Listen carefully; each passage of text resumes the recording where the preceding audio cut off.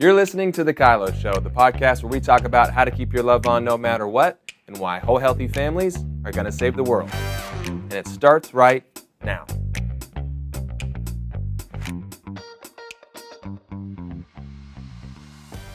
Well, hello, everybody, and welcome to The KYLO Show. We are having some fun and continuing our KYLO at Work series. Yes.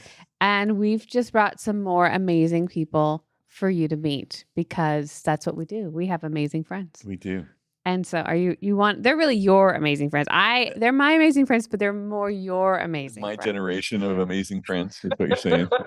Kids the same age, but they're more you and mom's amazing friends. It's true. And I've gotten to the benefit of your amazing friends, but we should introduce them. Well, we have Eric and Sadie Hess with us today. They are some of the best leaders that I know. I've worked with a lot of folks doing a lot of stuff. We've had some great leaders on here.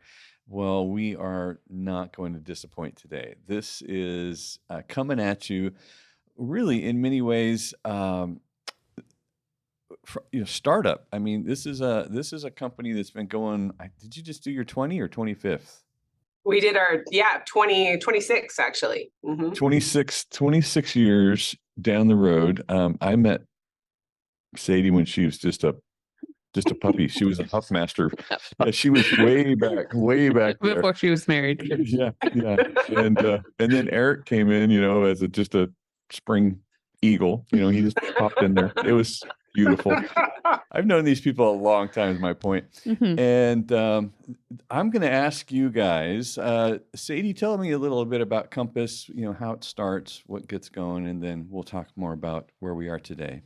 Sure. So we help people with disabilities live in their own home in the community of their choice. So that can look like everything from a few hours a day to 24/7, which means we have a very large staff grouping. We have over 550 staff currently, and we have 12 locations throughout basically Northern California. So we have a lot going on every minute of the day. Lots of messy people doing messy things at the same time, beautiful people doing beautiful things, and you just try to balance all the mess and all the beauty together. It's usually the same person who's beautiful and messy. Yeah. Totally.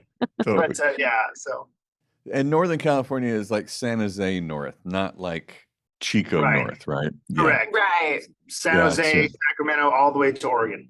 You're right. Good. And today we now have, how many clients do you serve? Around the same number. So we have around 550 clients and we have around 550 staff. So very like one-on-one type ratios for what we do. So with 1,000 human beings interacting together, what could go wrong, right? What could go wrong? Nothing could ever go wrong. And we should probably, put a global shutdown in the middle of all that. Shake real hard. Piece of cake. And roll out. Here we are, 2023, and you guys made it. You made it through all that. We did. Oh my goodness, that is fantastic. I personally get to work with a bunch of your championship leadership group, and super impressive. They are devout. They are just loyal to the core. They are, gladiators. They're strength and honor. They're really a team, a unit, and yet they really do serve all in different regions. But for a while, you've held the same group of people together for a decade plus, right? And then they become your company leaders, and they're very diverse. They're not all, parroting, your life or even your philosophy of life, and yet they are a unit. How in the world did you do that? I think it's a big series of things. It's not one, there's not usually one thing you do really well. You kind of put together a whole recipe of things, a little bit of this and a little bit of that. I think one of the things that we have a high value for, and so that's been translated, is strategic thinking and making sure we come together to plan for the future. I think when you have a group of people who see that there's going to be a plan for the future, that you're not just figuring it out every day, like, I don't know, what are we going to do today? I don't know. But you're looking to the future, and you're looking to not just a year out, but 3 and 4 and 5 and 10 years out. That group of people wants to see if it's all going to happen. They want to be a part of it. They see the bigger plan and they want to be a part of that. So we've done what we call strategic planning. We get a team together. We have people sign up to do it. They actually have to fill out an application, and then they have to sign up to do it for 7 years. Which means not a contract, but it's a promise to stay with us for that whole 7-year cycle. And we've not had one person break that contract yet. Everyone follows through with a commitment. And then at the end, we celebrate together. We take them on a trip, and we really pour into them. And it is a beautiful synergy of relationships as well as ideas that move us forward.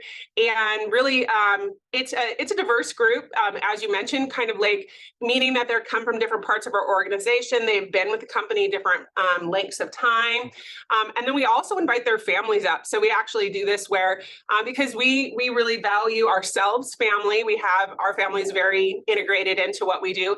And so we want everybody else to have that opportunity to integrate their family into what we do. So, that's kind of a couple ingredients in one: looking forward, building relationships, and recognizing that you're a whole person, that each and every person working here is a whole person. They have a home life. They have things that are important to them outside of work, and recognizing that and making room for that has a big payoff as well for your culture. What about you, babe? I was actually thinking about this question before, and I think we're a very values-driven company.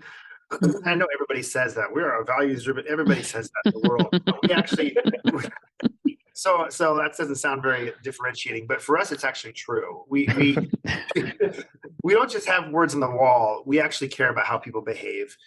We're more concerned with how people treat each other at work than whether or not they do everything right all the time or whether they win. We honor and accountability are two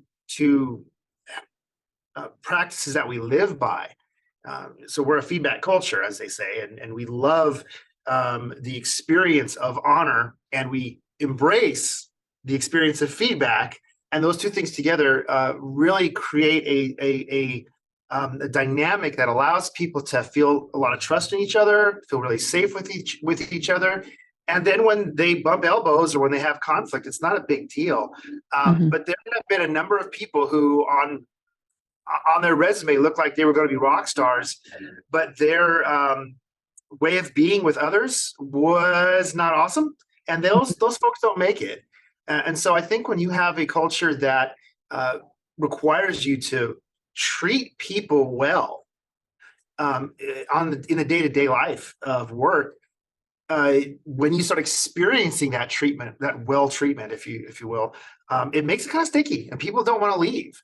It's like, wow, people, they love me here, and they take care of me, and they call me out, and I call them out, and we're connected on a deep heart level, and that's been really, really cool. I mean, honestly, Compass feels as much like a family to Sadie and me as our own natural families because of that. Yeah, we joke about strategic planning that it is a family retreat without actually having to bring all your baggage of family with you. That obnoxious uncle you see at Thanksgiving doesn't come. I was like, no one's gonna oh, you're the big sister and you act this way. No, we get to kind of be family, but not have all that history, all that baggage, all that, I still see you as a 13-year-old brat or whatever kind of going on, because we met each other as adults and we've chosen to be together. So there's cool words around that. Family is one of the things we say, we're family, like we've chosen each other. We're friends, but we've chosen each other. We just had Super Bowl party yesterday, and it was all Compass people. Our company. Yeah. I think we have the same thing here at LOP, is that everybody here feels like family. we have a much smaller team. We don't have 500, that's for sure. But, I would imagine your leadership team probably rubbing shoulders with you just creates this different dynamic. And I love that. Eric, you said you have values, which you actually do it. So good job. But the feedback culture, I'm curious, how did you develop that? Because a lot of people say they want a feedback culture. They want to be able to tell the truth, and we value that. But it's one thing to say it and another thing to do it, which you say you do. So how do you do it? How do you create this culture? Very painfully. That's a great question. We, years ago, about 17, 18 years ago, we hired a coach to help us do some business growth and some strategic thinking. It was a very new deal. And about 6 months in, he realized that he observed our normal way of being, which was to start meetings 15 minutes late, or to not keep promises to him. He would say, Eric or Sadie, do X, Y, Z. We'd do X and Z and not do Y or whatever. And he called us out on it. And we were paying the guy tons of money to work for us. And he got angry with us for breaking promises to him. And that experience was very painful. He basically said, so did you mean to start at 10:15 or 10:30? We were supposed to start at 10. Did you mean to start at 10? Oh, yeah. Well, why didn't you? Well, because of this and the other thing. But that always happens. Yeah, it kind of does around here. So you know what's going to happen when you say 10. Yeah. So you're lying to me. What? No, I'm not lying to you. I'm not a liar. Yeah.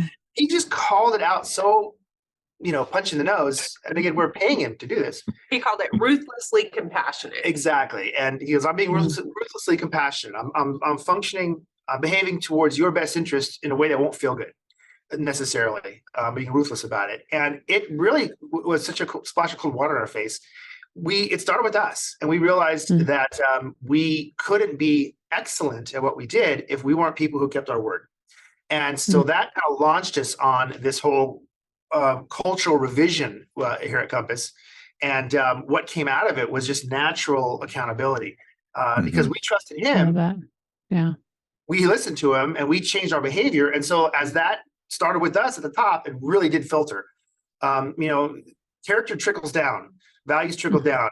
If the leadership functions a certain way or believes a certain way, you're always going to get nothing more than that from the rest of your team. And that took root. And to this day, whenever somebody else promotes to the senior team, there's usually this 6 to 12 month period of time where they just go, oh my gosh, there's so much transparency and accountability in this space.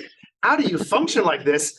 And it's a lot of heavy breathing. It's pretty intense, but it's really cool to see then how they just kind of shed their fear and feel secure and grow as a human being better than they ever expected.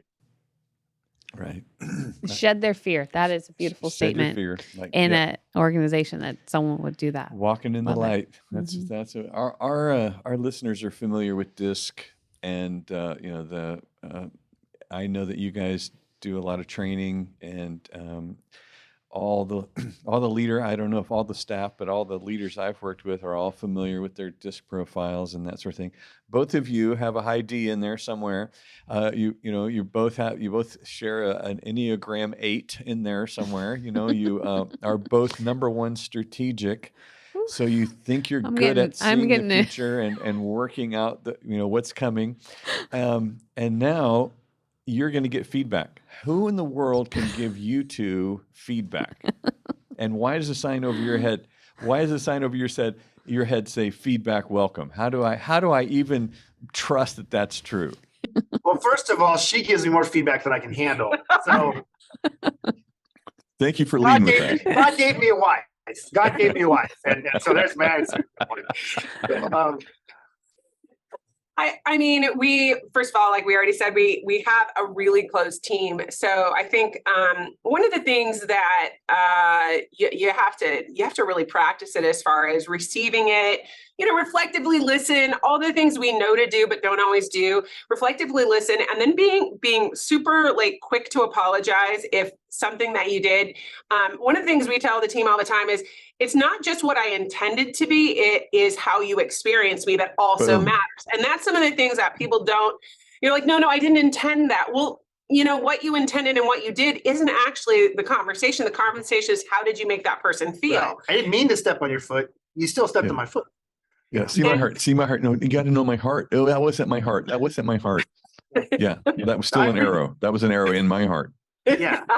So that's one of the things that Eric and I both have practiced multiple times, very regularly, is apologizing. Say, if someone says, hey, this is how I experience you, being willing to say, I'm sorry, and not defend yourself as far as that's not what I meant to do, or you misunderstood, or all the other things that you can do to kind of have a subterfuge, little philosophy there of like, oh, I'm going to try to dodge and miss your bullet, but just go ahead and absorb what they have to say and then respond with, I'm really sorry. I'm sorry you experienced it that way. I'm so sorry, it felt like that. And then let's just, process this. And I think watching over the years, having worked with our team, you're aware most of our team are not D's and I's. We have a healthy number of D's and I's on our team, but really most of our team are C's and S's in our culture.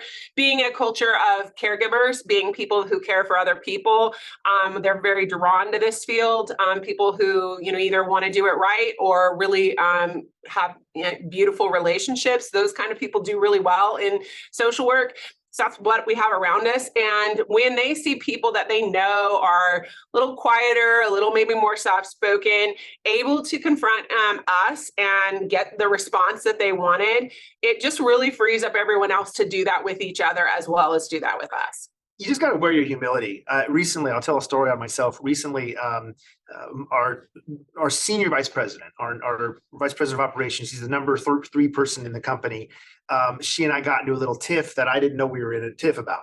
I had not included her in a particular series of meetings that she felt would be in everybody's best interest for her to be a part of.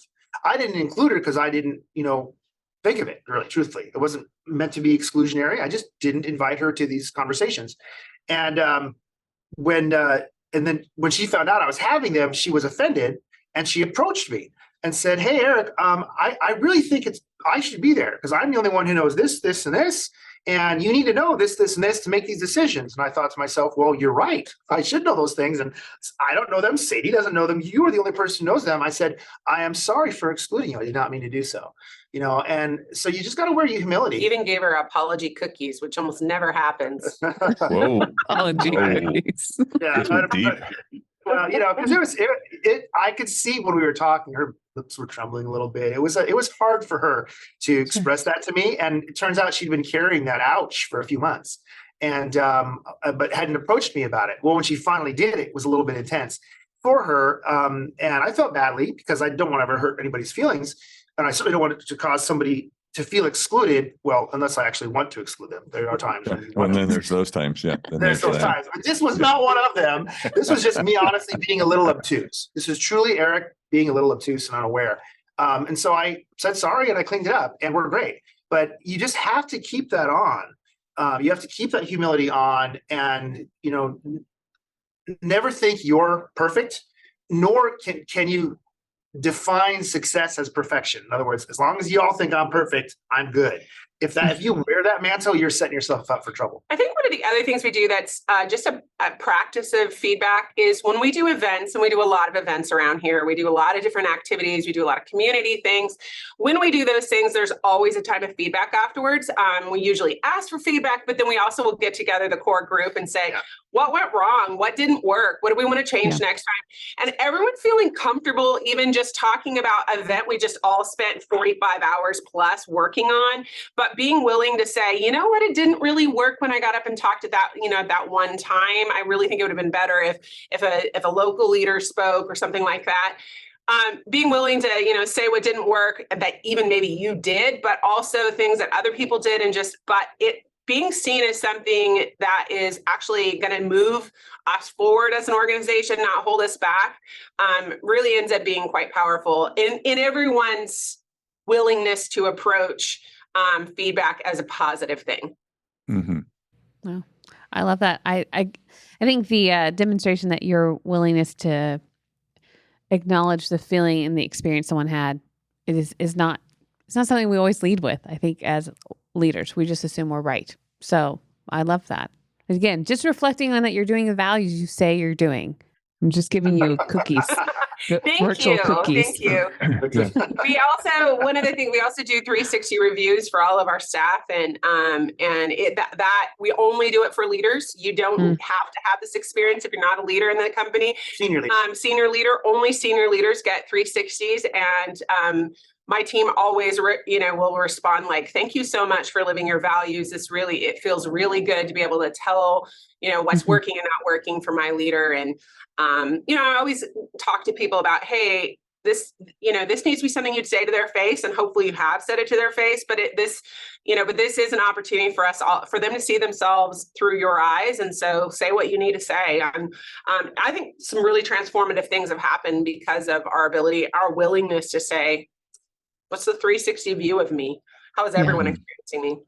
Is that the flipping 360? Is that what you're referencing? No, it's just the 360. We just use it meaning the shape or the ability to see every side of you. It's not a specific tool. We actually have like 4 or 5 questions we send out, and we send them, and there are peer questions. And then we send out to your peers some questions, and then you're the supervisor, so your supervisor opinion, and then also staff that they supervise. So we get 3 different sides of the individual for each review. Although we have used the flipping tool, that's been valuable. Yes, we have done that too. But this is what flipping we do every year. I love that. So, you're surrounded by people at this point, a bunch of them you've been with a decade plus. There is a high value for growth, personal growth, but also company-wide growth, like expand the company, go into new regions, that sort of thing, which is kind of creating this vacuum in your leadership. You're drawing people up much faster than in the past, where we could kind of just, have 10 retreats together before we, promote you. This is now like, who's that? I think their name's Charlie. I don't know if I've ever seen him before. And they're now a senior leader. That starts to shake up the agreements, the nonverbals, I made the assumption that you would think much more like this, and you are coming out of the blue. What would you say is your adjustments and or response to new powerful people, kind of fresh in the culture, being empowered at Compass? Well, is this our time to plug you and say that we have them talk to you? There you go. There's that. Yes, thanks for catching that Yeah, wink that we sent. There's this organization, Danny Cell Consulting. Yes, there's that. Yeah. Well, no, that is a huge part. I mean, just honestly, having, giving them opportunities, really making it an understanding that they will grow, like that you have not been pulled in this position because you're amazing and awesome only. You've been pulled in this position because you are amazing and awesome, but that we intend and expect you to grow is actually something that has actually held some people back. Some people are like, you know what, we're not going to step in the next level of leadership because I'm not sure I want to grow that much. And we're like, fine, that's great. It's a declared filter. We just completed a round of mid-level interviews for mid-level managers, and as we were discussing it in the post conversation, I said, remember, we're not looking for a person who will just be a supervisor. We're looking for people who could become the next level leaders. We don't want it. We don't want to cul-de-sac folks. So we really try to build that into our processes of development. And we don't ever, when somebody promotes, they're not just, okay, good luck, have a good job. Here's the 10 things you have to do. We surround them with veterans as much as we can that will say, hey, Joey, the way you did that was good over here. It was terrible over here. And we're specifically calling out behaviors. And one of the things that I mentioned this earlier, but it's one of the things I think that is truly most important for us is it's not just it's not just that you did the job. You completed the tasks, you had the phone calls, you completed the reports, you even achieved your goals. That's not the only thing we talk about. The way of being that you operated in, how people experienced you while you were doing those things is oftentimes the very first thing we talk about. That's huge.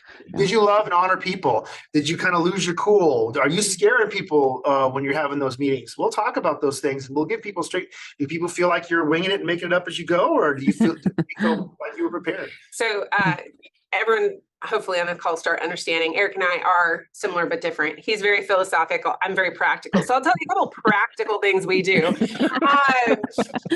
The two of the practical. Why do you laugh when she says that? It's so true. It's so true. One of the practical things we do, and we've just started this, and we've really been giving this more room and more intentionality, is we do development check-ins. And what development check-ins are is it's not with the individual that you're supervising, it's with the person below that. So essentially, our vice president does development check-ins with supervisors. I do development check-ins with regional managers. So Jen, she oversees regional managers, and then regional managers oversee supervisors. So we actually skip a division or an organization level in the effort to. Because a lot of times when you're supervising someone, it's very practical in what we do. You know, did you get this done? Is this report in? Is this? And so it's hard to sometimes shift out of that and think big picture, or talk about how you want to grow as a person, or talk about a book that you're reading together. So Jen and I and then other leaders in the organization are very intentional by not only just meeting with our direct reports, but meeting with the individuals under them, and creating a safe place for them also let us know, back to 360 feedback, if there's something that's not working in their supervisors' leadership. We started this about 2 years ago. As we had this vacuum, as you mentioned, we've gotten way more intentional about it. And Jen and I are actually working on our curriculum and making sure that that the team is feeling strength from this relationship that's not their direct supervisor, but the supervisor above that. The other intentional thing is twice a year, Eric and I do a mentoring session. They have to apply, and then they come together and we spend about 6 hours. And it's a call like this. We give them strength finders, we give them DISC. Most of them already taken DISC, but we spend some time talking about their particular DISC. We ask them to tell us a problem they're having in the organization, and we want to kind of go through it with them. It'll be a cohort of about 10 to 12 people all on the call at the same time, watching these two-on-one conversations. So everybody's kind of doing it in front of each other. And it's the only place we do Enneagram in our organization, because Enneagram is something that's kind of it's about your own like fears. So it's not something we want others to lead with. We actually just want you to know it about yourself. So this is the only place that we do it as a practice, as we go through we have them take Enneagram and they go through, and we talk about that as well. And so it's actually one of the things we practice is vulnerability. One of the things Eric and I say in there is like, hey, this is a vault. You're gonna be able to talk about coworkers that you may have an issue with. You may talk about a subordinate. We just had in the last session someone saying she has a real problem with one of the initiatives we're rolling out, and and Eric and I were very like, okay, let's talk about that. What's not working? And then we sent her to her supervisor to talk like more specifically about what's not working, but empowered her to do so. I said, hey, you have some buts about this initiative running out. You can't really lead other people until you get those buts worked out. I'm not going to say that everything that's going to get said to you you're going to like, but you should feel heard. So go make sure you feel heard, and then we'll talk about it next time. And we also give them homework because that's our style. We give them homework. This is how you get how are you experiencing us? How are you experiencing up? How are you experiencing around? How are you experiencing down? This is deliberately going hunting for it in a group of 500 people. Yeah. So well done.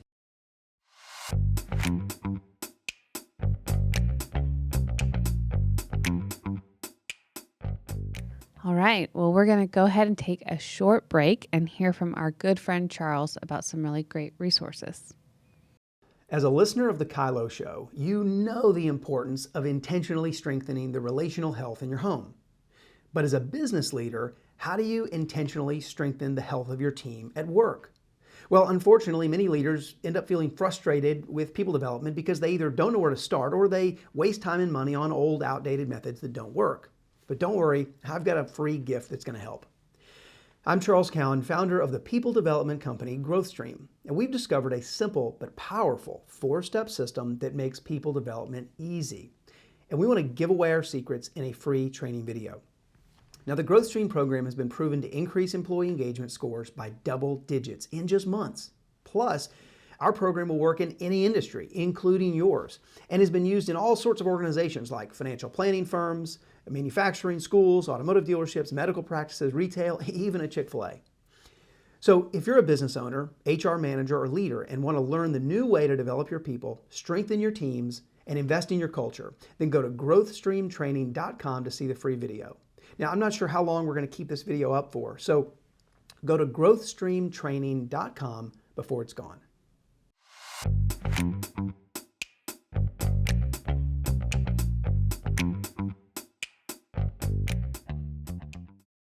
I mean, what I keep hearing is there's a discipleship that you guys have developed within your culture, whether it's you directly or people that you've empowered. You know, I think, Eric, you said something about you surround them with veterans to give feedback, but it feels like you've created momentum around if you give your time and your heart and your momentum and your skill set to our vision, we will develop you and disciple you as a person. And I think Jesus really was all about that. So Good job, guys. Absolutely. Thank you. Absolutely. To use Christian language, because this is where we do love Jesus here. So this podcast, I mean, he said it, a student will be like his teacher. Yeah. And so we do try to, it is really, leadership development really is discipleship. And we go after it like that. We just don't hit people with Ten Commandments and scripture all the time. It just is very clear that that's what you're doing. I don't know that all organizations are willing to really put in the time to disciple somebody and all that's required. But what you get at in return is and the beauty amazing. Of owning that culture starts at the top.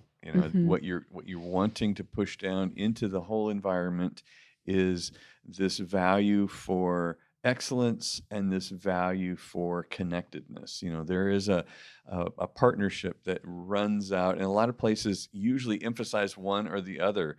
That coach you mentioned that caught you with the ruthless compassion caught you when it was all about relationships and not so much about production and excellence.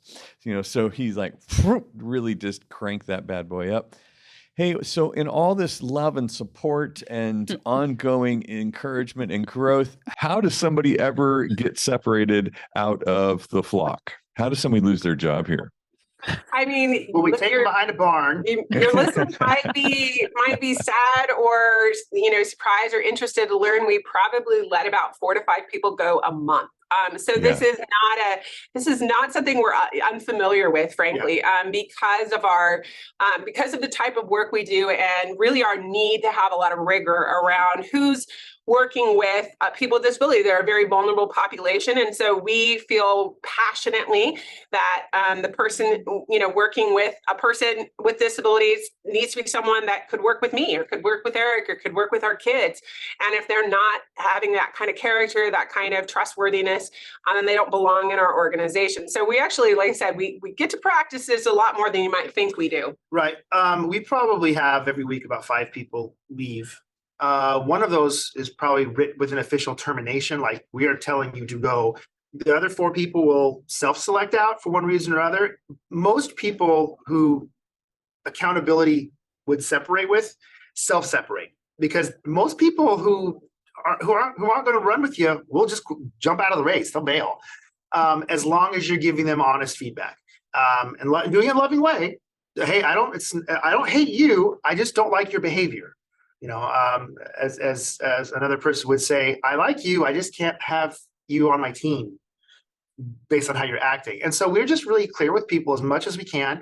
That's one of the things that is hard for young leaders, is to teach them how to give that kind of feedback consistently and quickly, because it's awkward and painful. I mean, it's like being a new mommy or a new daddy.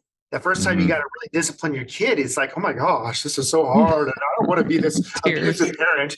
It's that whole canard that people get hung up on. Well, the same thing is true with young leaders in a work site, and they feel they don't want to be the big oogie, and they don't realize that by delaying that honest communication, you're actually hurting the person that you're leading, and you're also hurting the person that they're serving, because their client needs them to do better. And they will be happier if they do better, but your fear of being a big oogie is hurting both of them. And so that is an area that we work really hard to train our leaders up in. But truthfully, most of the people who exit stage left self-select because there's way too much. There's too many lights on in this room. There's no place for me to hide my crap, so. Mhm. So we do, we do have a lot of training, intentional training with our supervisors, because giving feedback in a loving and respectful way is not something that most people have learned how to do. They don't know, they either know how to be a big oogie, or they don't know how to ever talk, have one negative thing to say. They just avoid it with everything within them. So teaching individuals to recognize, we have really clear standards. So that's kind of easy for people. They go, oh, these are the non-negotiables at Compass. So, if they're doing one of those, then you need to have a conversation with them. And we'll remind them that, okay, you need to have a conversation with them. But then we have lots of training, in fact, monthly training around how to have that conversation and what that conversation should look like. We actually role play that conversation, because it is not a natural skill set for almost anybody. Either, like I said, you want to bang them over the head, or you never want to talk about it. And so to get people that lovingly confront people is really something that you have to be intentional about over and over and over and over and over again. I really love that we do this. Is what we'll have is all of our frontline leaders will get together every month with one of our trainers, one of our discipline trainers, and they'll say, okay, tell me a situation you have going on right now that's difficult. Well, I have this person who is kind of being a jerk to everybody else on his team. Okay, unpack the story, and they'll tell the story, and they'll get clear on what is necessary. And then that frontline leader will role play with another person in the meeting who will pretend to be the guy who's going to get the awkward conversation, and they'll practice it. Because what I have found is that most of the time we write these scripts in our brain for how these conversations are going to go, and they're never accurate. They always are either way more uncomfortable than the reality, or there is some silly fantasy land that doesn't relate to anything. And usually most people actually are a little bit better in those brave, uncomfortable conversations if you just give it a shot. And so we practice it. We literally role play it like high school drama club, just for the purpose of getting you to say the words out of your mouth, because that act itself is oftentimes very intimidating for first-time leaders. Yeah, Absolutely.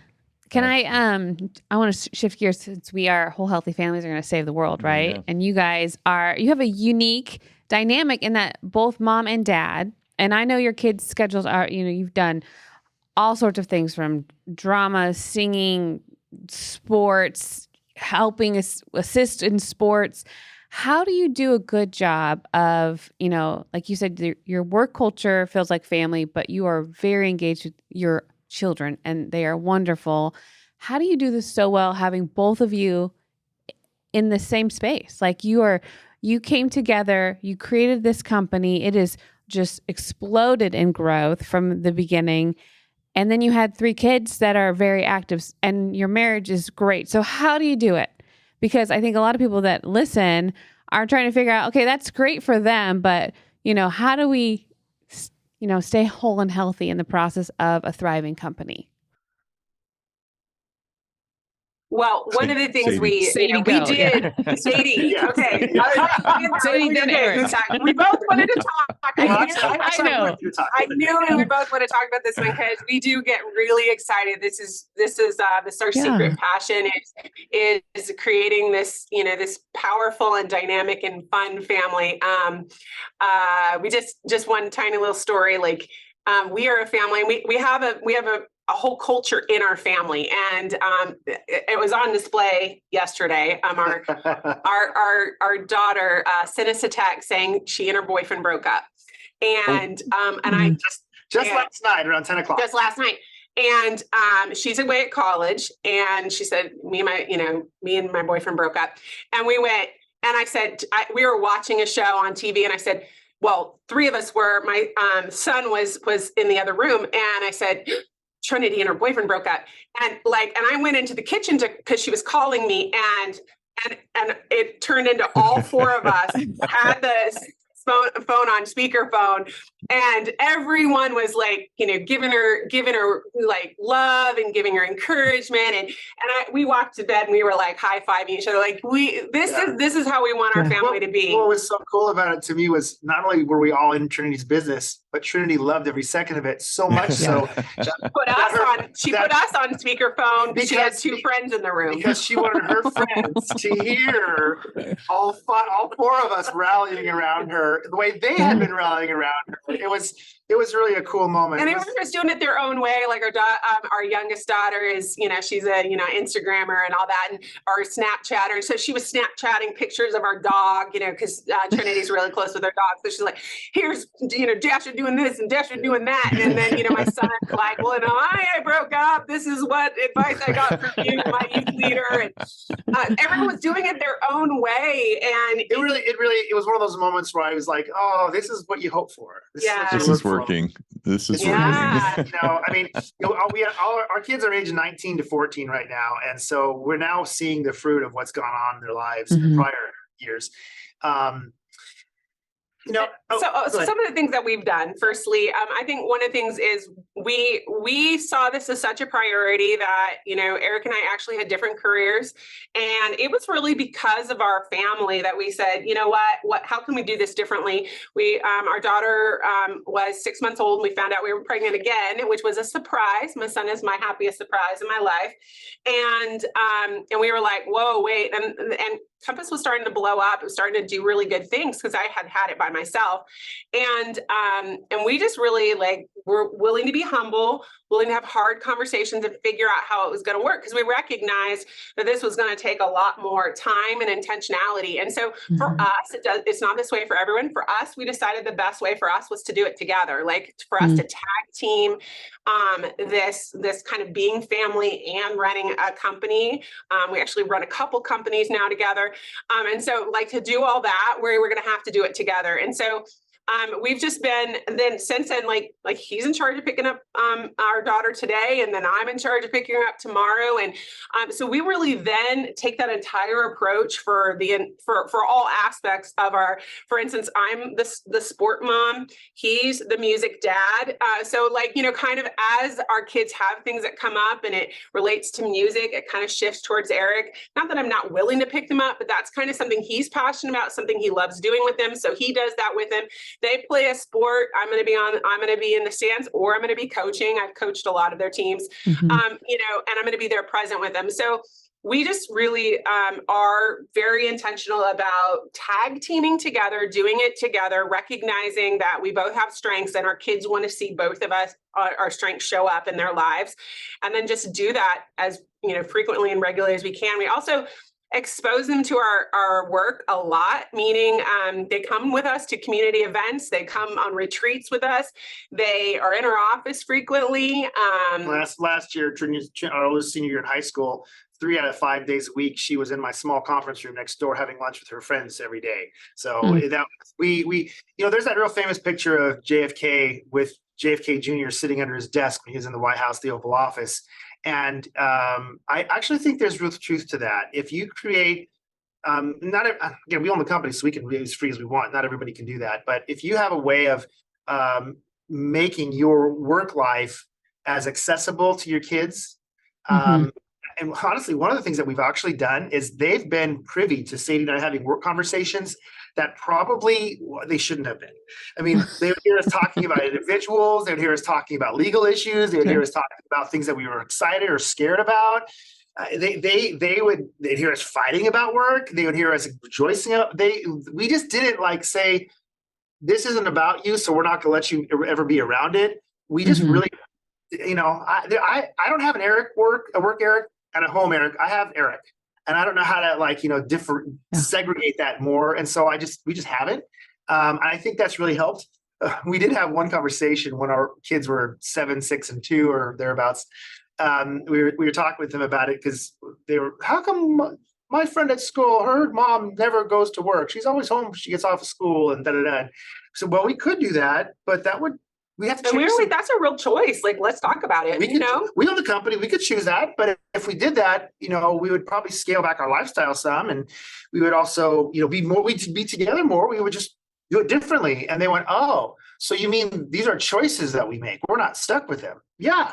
And they said, do we get a vote? Well, you get a voice, but we decide. Okay, well, and then we went around the table, and our oldest was like, no, I'm good. And our middle child was like, I have to think about this for a while. And Elena's like, I just want to go to Disneyland. I don't care. Yeah. Whoa, you lost when you cut back Keep our working. lifestyle. You lost. So you Yeah, lost. right, again. exactly.